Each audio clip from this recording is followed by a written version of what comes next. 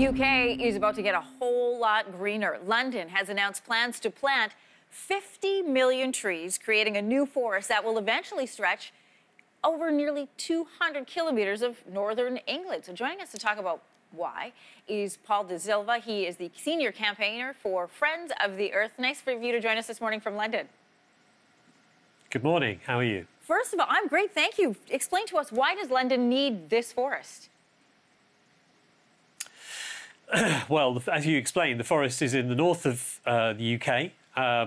So the UK government is coming up with some very big, ambitious long-term plans to improve our environment. We've destroyed our environment in the UK. A lot of our wildlife species are in long-term decline. Over half of our wild species in the UK are in long-term decline over the past 50, 60 years. And quality intact forests, as you guys in North America know, are really important for improving wildlife, but also doing things like controlling temperatures and acting as a brake on climate change, and also controlling flood. And I think the UK government has the penny has dropped, if you like, as we say, about the role that forests can play. And the UK has lost many of its forests over the years. England alone is covered by only about 10% of woodland nowadays. So it's a major giving back, if you like. Paul, I have so many logistical questions. First of all, it's going to cost £500 million to plant this forest. The government said they're going to front $5 million of that. Are you confident that the rest of this money can be raised?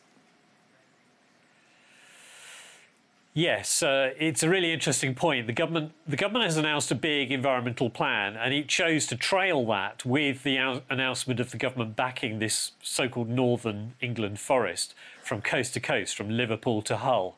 And the truth of that is that that's an idea that's been around for a while, and it's being led by the kind of community and charity sector. So it's great the government's backing it. But it's putting in a very small amount of money. And yes, a lot more needs to be raised. I'd like to see the government put a lot more in.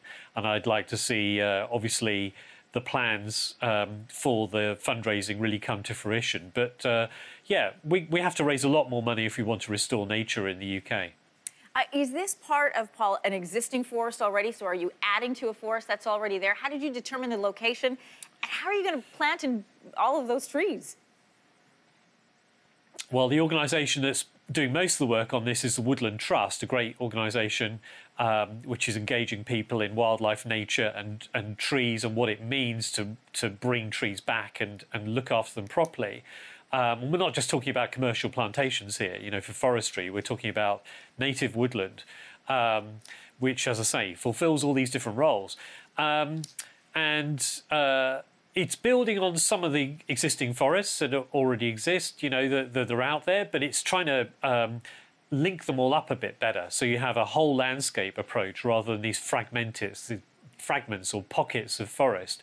And that's what you need if we're going to bring nature back to the UK in the way that's needed. Now, there's some irony to this project because, as you say, although they have supported planting a forest, they've also supported a transportation line in the same area. Explain that to us. Yes, well, when I first saw this announced and I was asked by the BBC here for a reaction, I said, well, this is great. The government's backing the idea of a new forest, and one that links up existing smaller fragments of forests and makes more of them, if you like. But isn't the irony here that the government at the same time is backing a major high-speed rail link, what we call HS2, high-speed rail 2, which is going to go directly through 30 or so, 35 of England's last remaining ancient woodlands. By ancient woodland, I mean woodland that's 400 years old, the most precious of woodlands. So there's a real danger here. The government's giving with one hand and taking with the other. And governments do that all the time, I suppose. But if we're going to improve our environment and restore nature, government needs to give with both hands rather than be a bit miserly about this. Paul de Zylva, thanks for joining us from London this morning. Thank you.